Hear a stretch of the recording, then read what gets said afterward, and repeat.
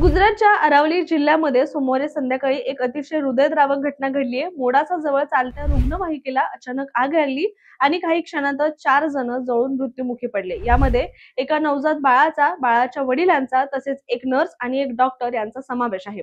अहमदाबादच्या orange हॉस्पिटलची ही रुग्णवाहिका प्रसूतीनंतरच्या उपचारांसाठी बाळाला अहमदाबादला घेऊन जात होती, पण मोडासा पार करताना गाडीच्या मागच्या भागात अचानक मोठी आग लागली आणि ही आग इतकी भयंकर होती की मागे बसलेल्यांना बाहेर पडण्याची संधीच मिळाली नाही। मात्र चालक आणि पुढच्या सीटवर बसलेले त्यांचे नातेवाईक आगीतून वाचण्यात यशस्वी झाले।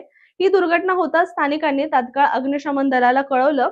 अग्निशमन दलाने देखील मोठ्या प्रयत्नांनी ही आग विझवली, पण तोपर्यंत 4ही जणांचा मृत्यू झाला होता। त्यानंतर इतर 2 जखमींना उपचारासाठी रुग्णालयात दाखल करण्यात आलं। या घटनेचे सीसीटीव्ही फुटेजही समोर आले असून रुग्णवाहिका पेट्रोल पंपाजवळ जळताना दिसते। प्राथमिक अंदाजानुसार तांत्रिक बिघाड किंवा शॉर्ट सर्किटमुळे आग लागली असावी असं म्हटलं जातंय। पण पोलिसांनी अधिक तपास सुरू केला असून अचूक कारण तपासानंतर स्पष्ट होणार आहे असं सांगितलंय।